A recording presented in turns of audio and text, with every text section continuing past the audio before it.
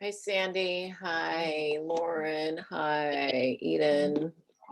How are you guys? Hi, good. How are you? I'm good. I'm excited that we all could get vaccines really soon. Yes. Kind of surreal. I'm supposed to go to Florida to visit my mom. She's turning 75. And so I'm like, I really want to go. When's her birthday? March 22nd. I don't think it's not going to happen for me before then, but great. Be great. Hi, Krista. How are your other classes? Good. I mean, Ready? I feel like I'm in a drafting class, 1:30. You are? And Okay. Yep. In ID 100, which feels like a good balance, I think, with everything this semester. But Yeah, that's good. You're getting like the history and some drawing and then some drafting. You get to draw curvy lines and straight lines. yeah, exactly. I think Lauren's also in my other class too, the ID 100. Yeah, I'm in the same intro class. Yeah. Okay. And then how are you guys doing the drafting class? He just like gives you assignments and then you do it. There's a live lecture where he'll do stuff like on video. Yeah. But then there's open labs and then there's assignments where we can just submit our own stuff. But I've been kind of doing a mix of labs and just getting feedback virtually. So you can actually go to the lab? Or do Well, you? no, it's virtual. It's virtual. So you'll like log into Zoom and you can share your screen and kind of talk through some of that That's stuff. good. That's good. Yeah. Is it Armando? Yep. It's Armando. It's like forever. I literally have not seen Armando in a year. So weird. Oh my gosh. So weird. Yeah. Yeah. But it's been pretty good. I mean, I like the screen sharing capability. I feel like that makes it really easy. Yeah. It's also because like I use Mac for my CAD and in school it was always PC with the labs, which is fine too, but it's kind of nice just like learning and doing it on my own computer. Yeah. You know, and I have forgotten, I've used a Mac for so long that I've forgotten the difference between like the PC user interface and the Mac Right. Yep. interface. And I even used CAD on the Mac when I had to divide my computer using like a program Yep. called Parallels or whatever. Yep. Yeah. Right. That was the worst. Took up That really slows things down. I mean, it's like it took up so much memory and it was Yeah. it was crazy. That was crazy. And that was only like, I think that was only like 10 or 11 years ago. Yeah, I mean, even with this stuff, because he teaches it all on PC, so it's like definitely a little bit of a learning curve Right. as you're You have to like following make your along. adjustments or whatever. Right. Oh, I see. Yeah. Gabby just came in here. Who else? I guess that's it. What was I gonna say? Oh, so I was just talking to my 12-year-old son, and we were talking about something, and I said, well, when Dad and I were married, there weren't cell phones. And he just was like, what?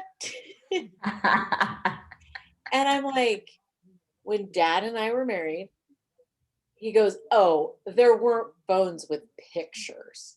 And I'm like, yeah, kind of. It just was like a flip phone or whatever. I did not have my email, and you know, this is so funny. And he's like, I knew that.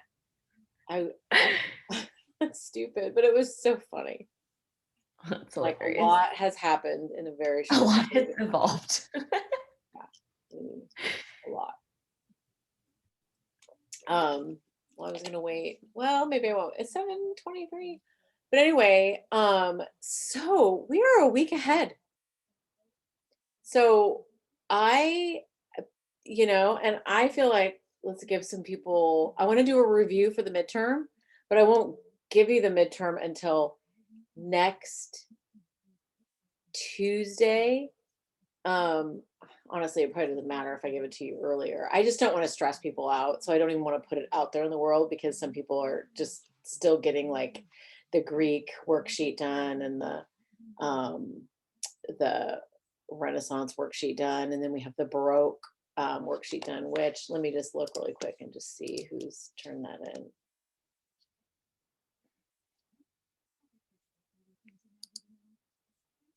Okay.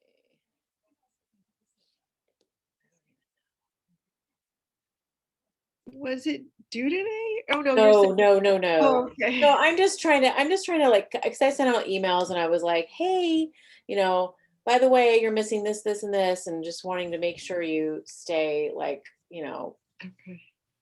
within a good pace of not having to do a bunch of work at the end. You guys want to see my cathedral? Yes, I do. Hold on, let me let you. Can you share? You just go ahead and share. Okay. Multiple participants. I've clicked it. So go ahead. Not. It's weird. It's not letting me. Okay. It's not letting you share? No, I couldn't maximize my window for a moment there. Oh. Where is it? There? Start screen sharing. Is it showing up? Yeah. Oh my God. Okay. Wow. Tell me what that program. I've been What's working that on it for like 2 weeks. Looks program great. again? Huh? What is that program again? Clip Studio Paint. It's like saving. That is very Almost done. cool. Yeah, I still have to do the towers, but I'm almost done. How long did it take? As long as it takes to build it. I've been working like on and off for maybe like 10 days. Wow, it's really cool, really detailed. Wow, yeah, so detailed. What cathedral is this? This is Wells Cathedral Where is that? in England? England. That's beautiful. I don't have any of the statues drawn on though. Because there's supposed to be like statues in like every one of these little niches practically. Oh, that's really cool. It's really pretty. I like your line work too. Gorgeous. Yeah, That's where's the, fun. I bet I'll that's show been the fun reference. to work on. There's the Oh reference. God, it's so gorgeous. Yeah. So you're like overlaying it. That's smart. Oh my God, it's so pretty. Wow, Yeah, it was it's like a little really confusing because there's like detailed. parts of there's like a tower behind it that you can kind of see. So you have to kind of figure out where that is so you don't Oh, draw. right. So you're like, don't double the Yeah. finials or triple the finials or whatever. It's not lined up properly. So It's so cool. So beautiful. yeah. It's really cool though because just drawing it, I've like spent so much time looking at it and you notice all these little tiny details. Right. I mean, Like I really like the there's all these quatrefoils and like the way they go around the corner is really cool. yeah, that was like one of the first things that really jumped out at me were the quatrefoils, how beautiful they were. Just Yeah. really cool. I love it.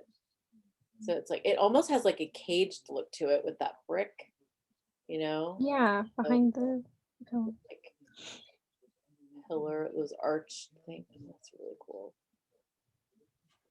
It's that lawn, how green that lawn is. yeah. So English. Yes. Okay. So you have layers. So it's a program where you have different layers. Yeah. Uh-huh.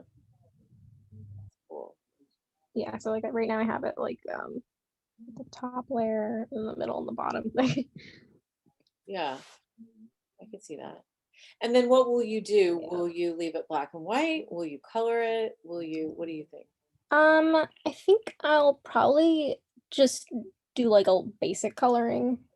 Like I won't go super detailed like all the shadows, but I'll do some shadows, I think, just because there's some areas where you really can't. It looks too flat without there being some shadows.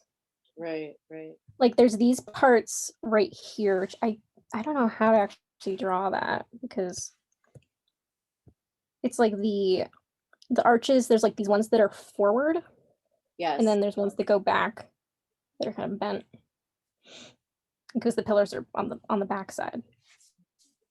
It's really cool. It's amazing. Yeah. Look at those statues that almost look like they were just like scoured on the front, like they've been. Yeah, those ones. That's It's just amazing. like, yeah, I kind of want to like really look into the history of these statues. They're really interesting. How Yeah, random they how seem. some of them got so like is is it weather beaten? Is it Yeah. what is that? And then there's like this one. It's like Maybe actually it's the pretty rain. good Maybe shape it in that. rained so badly that it, I don't know. kind of beat them up. It's fascinating.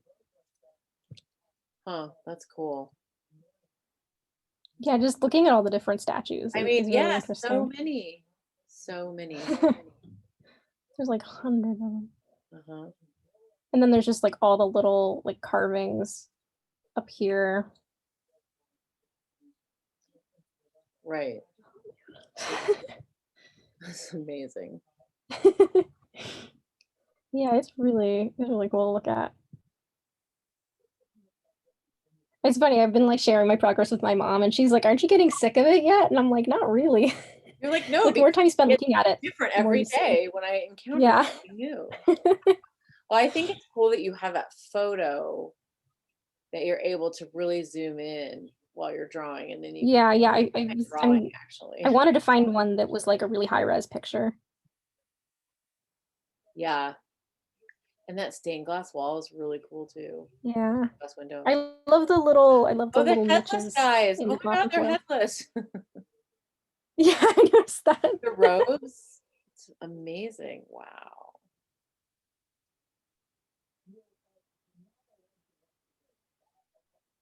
Huh. And then those doors with the Mm. rivets on it. It's like, Yeah. I mean, it's obviously it's wood with the iron rivets. It's so cool. Mm. Does that have 3 entrances on the facade? Like, Yeah, there's the little doors huh? on either side. Oh, And then there's just these stained glass windows too. amazing. Cool. It looks like these statues are a lot newer. Or at least a much lighter stone. Oh, they're like, yeah, they're even like lighter colored, aren't they? Yeah. It's cool.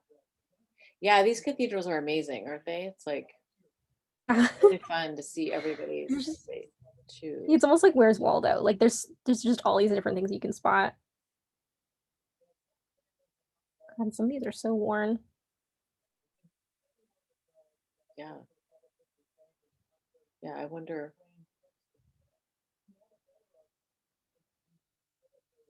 Beautiful. Okay. Yeah, I love all that at the top, all that the vines and the curl. It's really cool. Yeah. So detailed. And those statues are super dramatic. Like Yeah. interesting. Like they're talking to each other or something. Yeah. Cool. Super cool. Well, there's a student that she usually doesn't come to the live lecture, but she did a watercolor Oh, cathedral, nice. and I want her to show. But I think I have an opportunity to show a cathedral, and if not, I'm going to make one because I think I wanted people to upload something extra. Maybe I'll just point that out. Can I take over? Yeah. Yeah. I'll start. Let's see.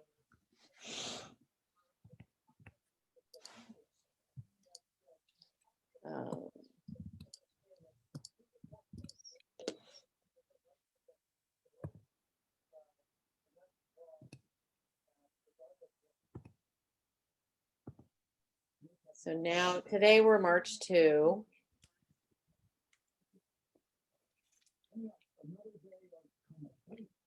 Oh, you know what? I think I added this to the wrong week, didn't I? Hold on. I did.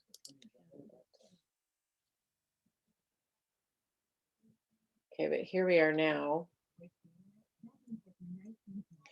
Let's see.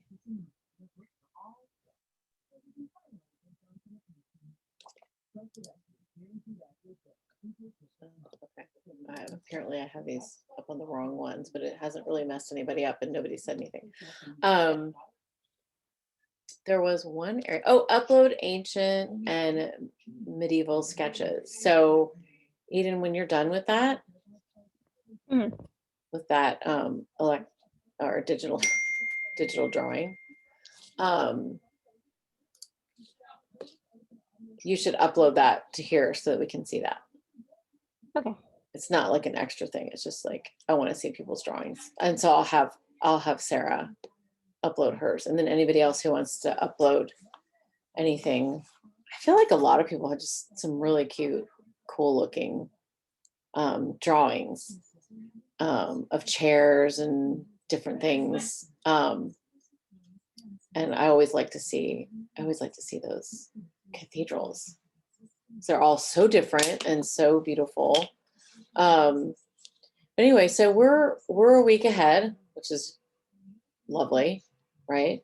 So I was gonna do a little midterm review real quick, and I wanted to show a video or two, and then I have a whole page of videos here. So I am going to turn this on. I'm not going to turn that on right now. So I'm not turning the midterm on yet. And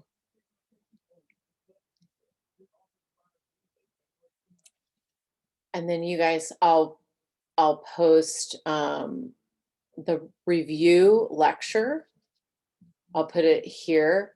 And then this is just some videos that I think are really cool. We'll watch one or two tonight.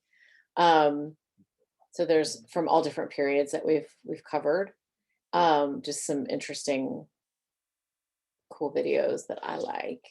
And then I just have that little lecture. And then maybe this is an opportunity, this whole week is an opportunity you can do some studying for the midterm, but you can also, finish up anything, like if you have the Baroque and Rococo sketch study yet to do, if you need to take the quiz, take that. It's just you get 3 chances, and it's, a learning quiz. And then upload those ancient and medieval sketches, just like a couple of them. Do that Renaissance architecture furniture motif study if you haven't. Do some readings, go into the discussion. There's a lot of drawing, like Gothic cathedral motifs. I don't see the upload ancient drawings. I don't see it on. It is in week 6, February 16th. And it's basically like, just because I think it's nice to be able to see them, just upload what you have from the assignment prior to. So just like create a screenshot or something. And you know what? I'm missing week 6 completely on my end. Oh my gosh. You know why? Because look. Oh my gosh. Michelle, if you would turn it on. There you go. Whatever this is not on, because like I didn't give you guys a quiz 3 for Egypt, Greek, and Rome because I'd given you so many worksheets and we'd done so much. So I just skipped the quiz, but then when you don't turn it on, you don't see it. So week 6 is up. So I'll also put that up, and I'll make an announcement, like you can now see week 6. Okay. Well, that probably is going to explain a lot to me. I will say, I mean, I think I've said this before. It's like Canvas doesn't always like alert you to things. Like you're doing stuff, you're going along, and you don't know how students are actually interacting with it and what it looks like. You can make things look differently, and obviously, if you don't turn things on, there's no warning that says, you've turned one thing on, but you didn't turn like the thing before that on. Okay, thanks, Gabby. So I'll do the review. We'll go through that. It's really quick. And then we'll watch a video, one of the videos. And then you'll have the rest of the videos. They're not required, but you know, while you're drawing or whatever, it's kind of nice to just watch a video. Can you see my screen?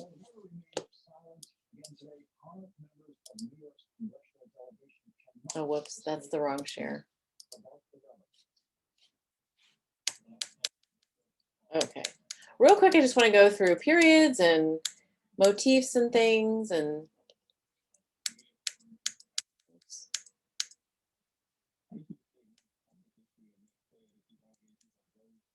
so remember when we were talking about the difference between Michelangelo's David and then the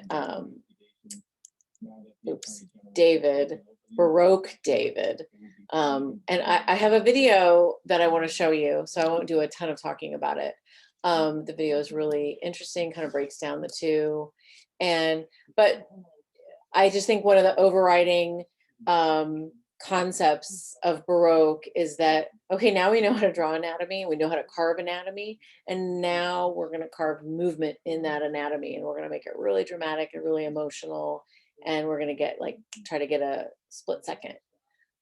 So we've got this straight up and down, very classical, you know, staring off into space. And then we've got this David who is, you know, in a heightened sense of emotion and he's taxed physically, right? And then we've got some pieces of furniture to remember. So we've got medieval benches, super simple, easy to move around, great at meal times.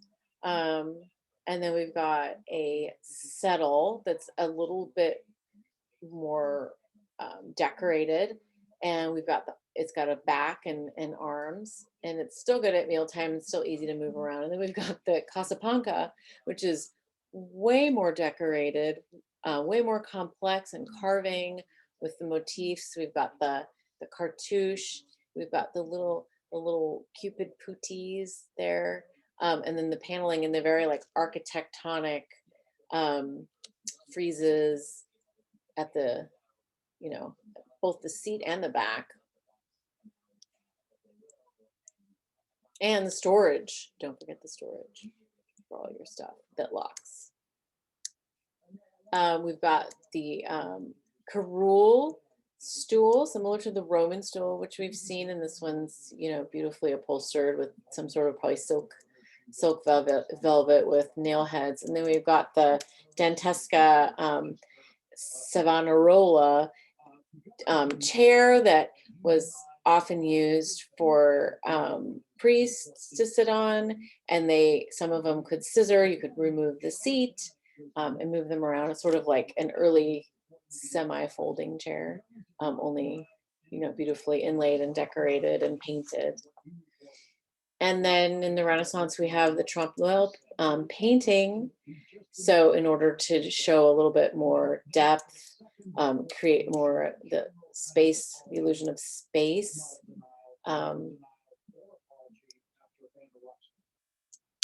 Sorry, kind of goes fast.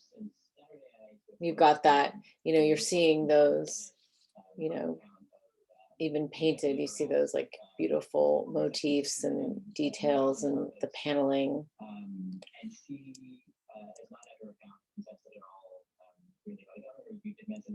And then we go into Baroque, where we still have the arches, and we still have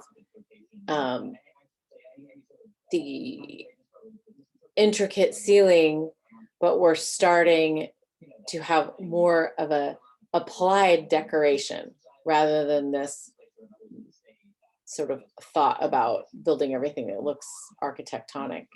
So we have the paintings, we have the applied statues and carvings, and then we have the chandeliers. Oops. And then the wood floors. So we've got that interior design where we've got the wood floors that mirror what's going on in the ceiling. We've got the matching. So this is Fontainebleau, which I have a video of too. And then some of the Baroque motifs. We have the ronceau. We have the arabesque foliage, which we saw in Eden's, very similar idea in Eden's cathedral. And then we have the garland. That's a really beautiful example. And then the cartouche, and these have like the little cute little putis, and this looks like a coat of arms there. It's a really cool example. And there's a lot going on. We've got the leaves, the putti, we've got a little crown. And then here's some examples of chairs. So we've got, a French barley twist chair example in 1550. And then we've got a Baroque chair. This is a little heavier, not so, really not any curves really going on, pretty blocky. But then we've got the C and then the S scroll. I apologize for this terrible picture. And then we've got all the leaves and the carving, and along the front, we've got the leaves and the carving, and then the really fancy fringe and the velvet upholstery. And we got these formal armchairs. We have the straight back, and then the nail heads, and then the medieval, very no cushion, but we've got arms, and you definitely have to be a person of status to be able to sit there. And then we've got the carvings of the battle, and then the beautiful designs, the arabesque designs. It's very similar to Eden's cathedral.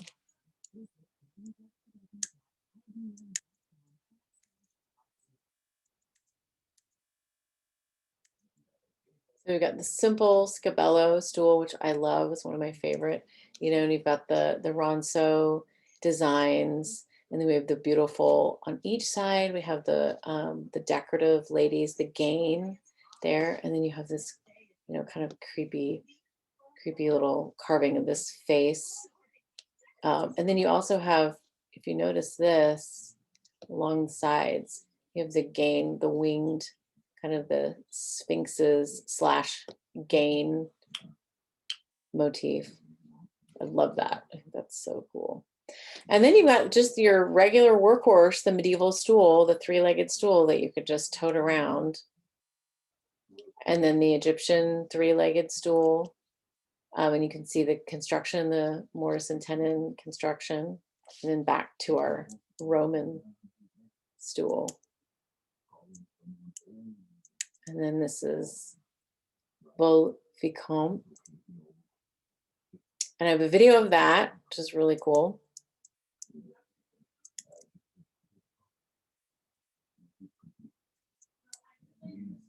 And then this different periods examples of furniture. Hold on, I need to move you guys out of the way. So we've got the Egyptian case piece, or sort of chest, really, with the the locking mechanism, and then you would fasten it with rope, seal it with the wax to make sure nobody opened it. Super sturdy legs, but then these beautiful, like no area left undecorated or narrated with a story, right?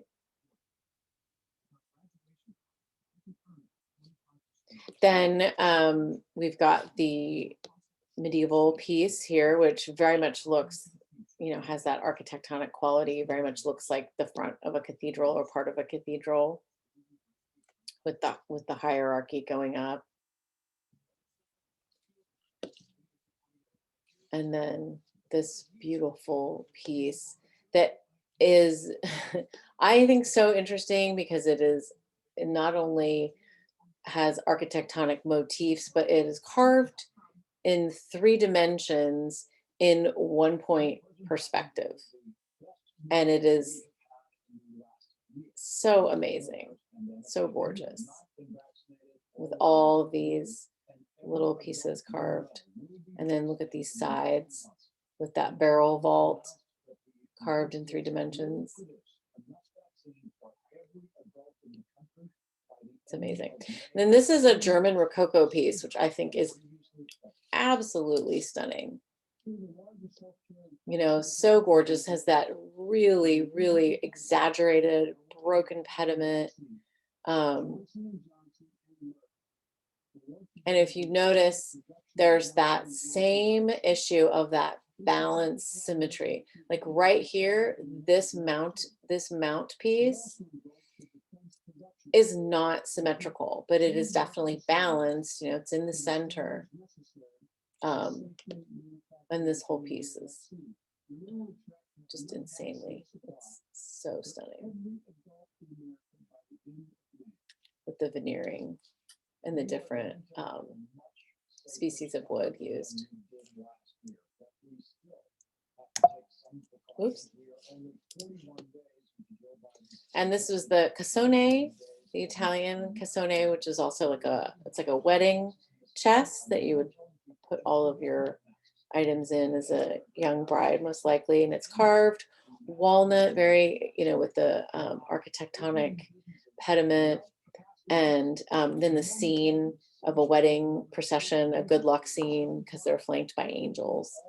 And this would have been, well, this is gilded. So very valuable.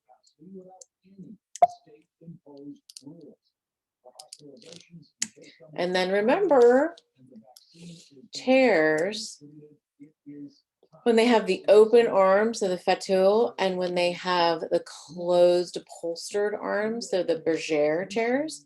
And even now, when you say fauteuil or bergère chairs, people know exactly what you're talking about. In fact, if you go to it's RH, if you go to Restoration Hardware, there's one of the products is a bergère chair.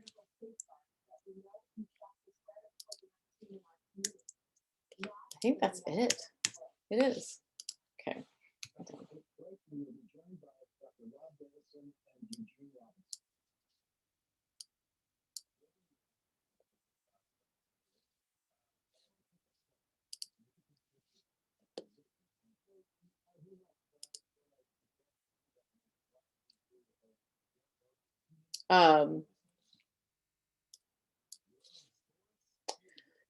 Okay, do you want to watch the David statue video or the Vaux-le-Vicomte Chateau video? Is the first one just about David, basically? Yeah. Okay, then I mean, I would be interested in the other one. In the chateau? The chateau, yeah. Me too.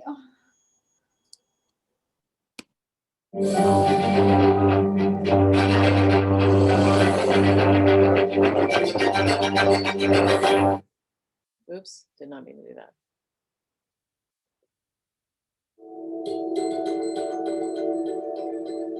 The story of Vaux-le-Vicomte begins with this witty, intelligent, flamboyant, charming, and very ambitious person, Nicolas Fouquet. And Nicolas Fouquet has this dream, has this fantasy when he's not even 20 years old. He wants to have the most beautiful house ever.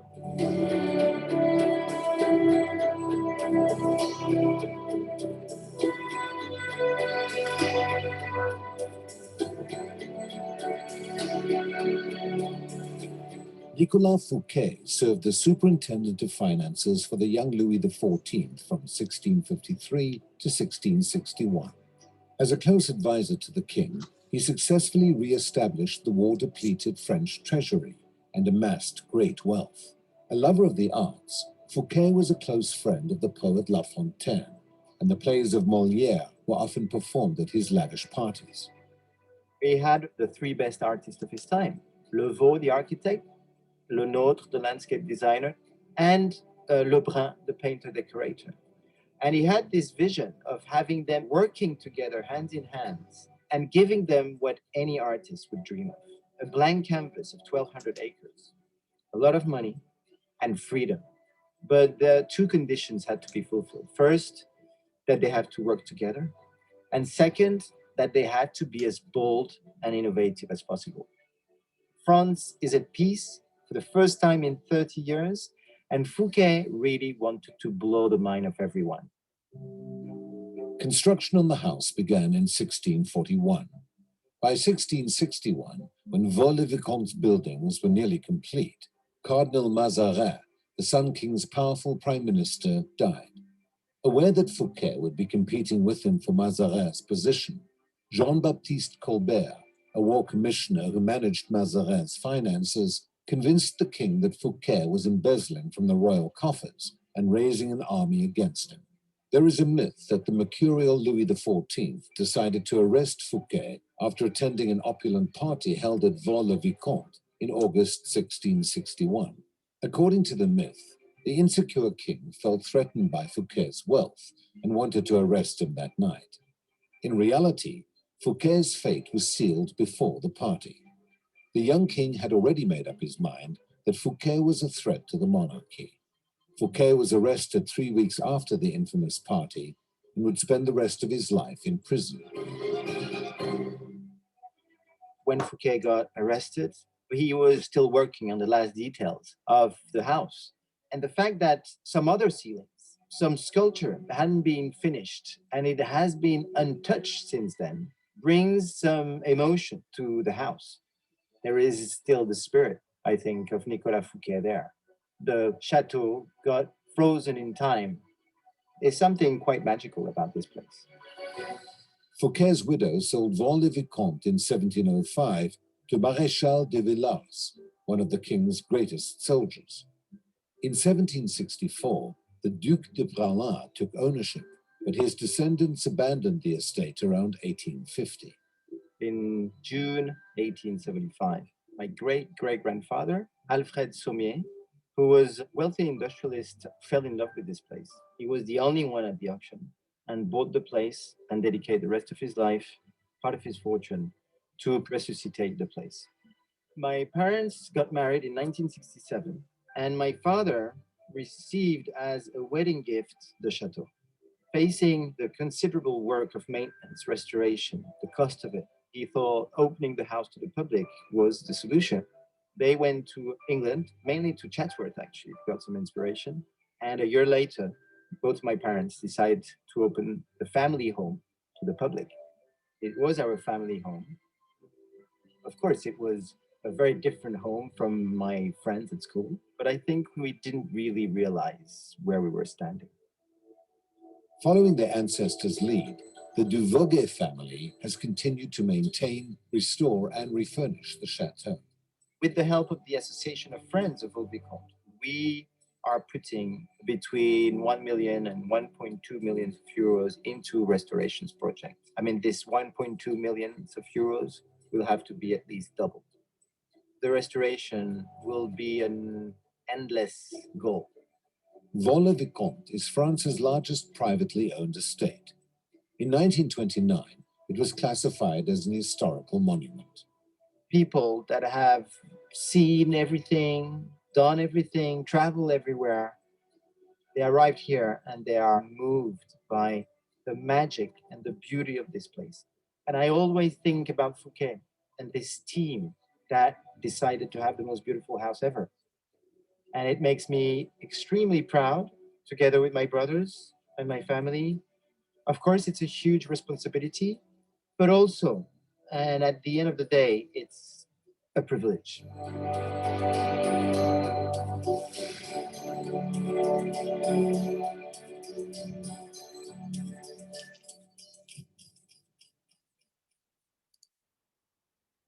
Are those gardens just insane?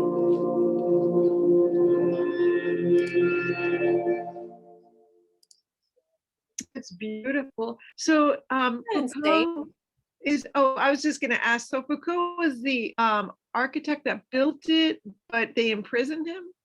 No, he's not the architect. He's like the French foreign minister. He was the financial minister. Oh, Yeah, and he was then imprisoned because they thought he was embezzling, or they wanted to oh, drum up charges that he was embezzling.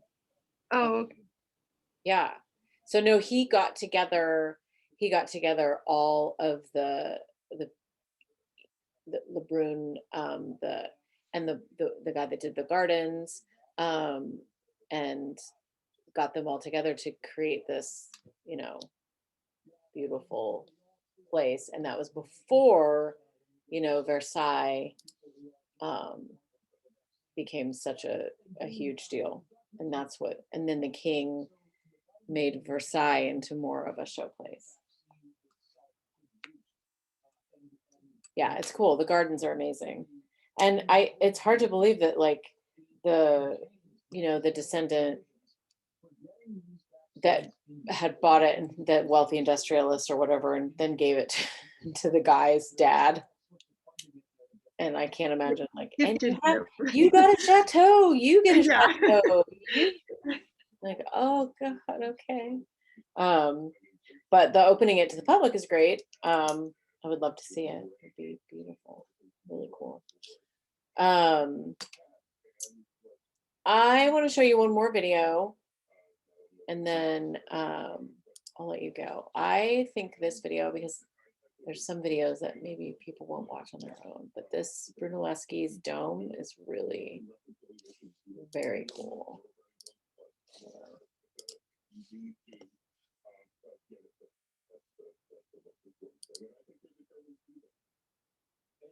Hello there, ladies. Doing the laundry blows, am I right? Unless you have a 50-inch chest like mine. Imagine this. It's 1418 in Florence, Italy. You've been challenged to build a great dome for the Santa Maria del Fiore, one of the grandest cathedrals ever built. And you have no formal architectural training. No pressure, right? For Filippo Brunelleschi, a goldsmith and clockmaker, it was the opportunity of a lifetime. He considered the challenge carefully.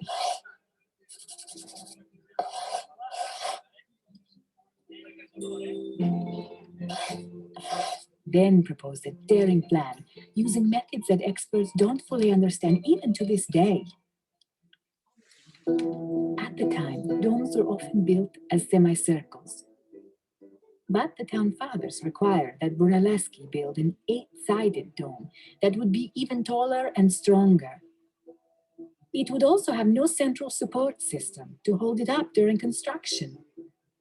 Even worse, the dome's base was an imprecise octagon with no true center. But Brunelleschi had that covered.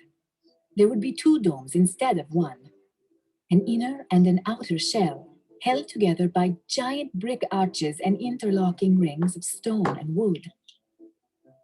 The rings would work like hoops on a barrel, keeping the dome from expanding outward.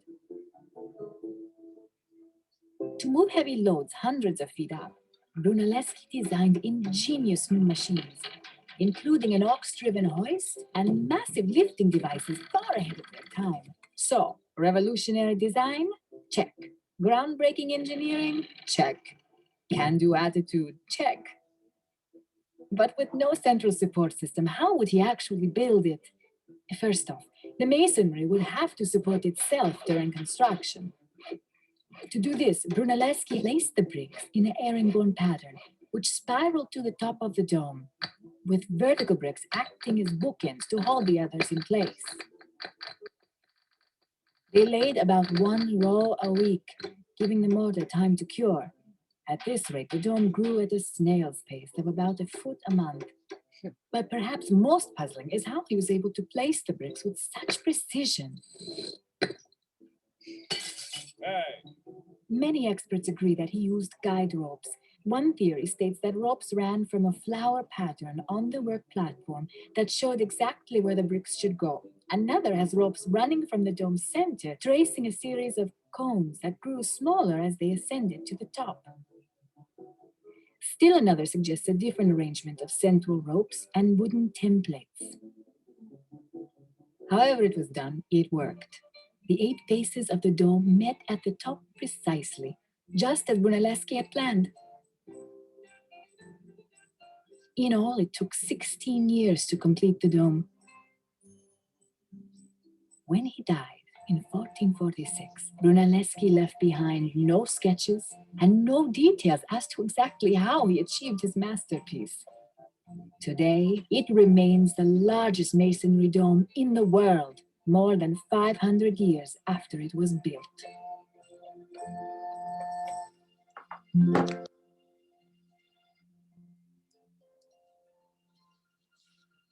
Together by giant brick arches and interlocking rings.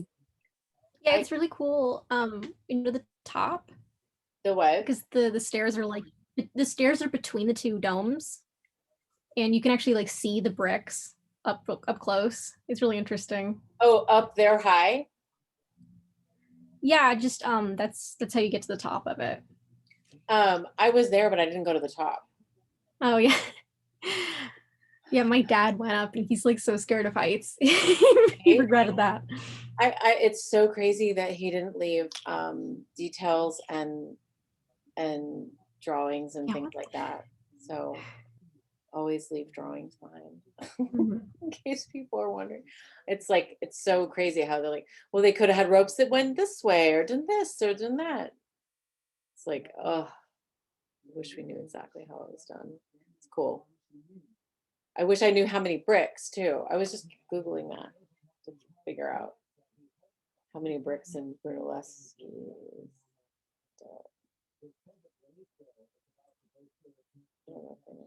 4 million bricks. They could only do what, a foot a month? Isn't that what they said?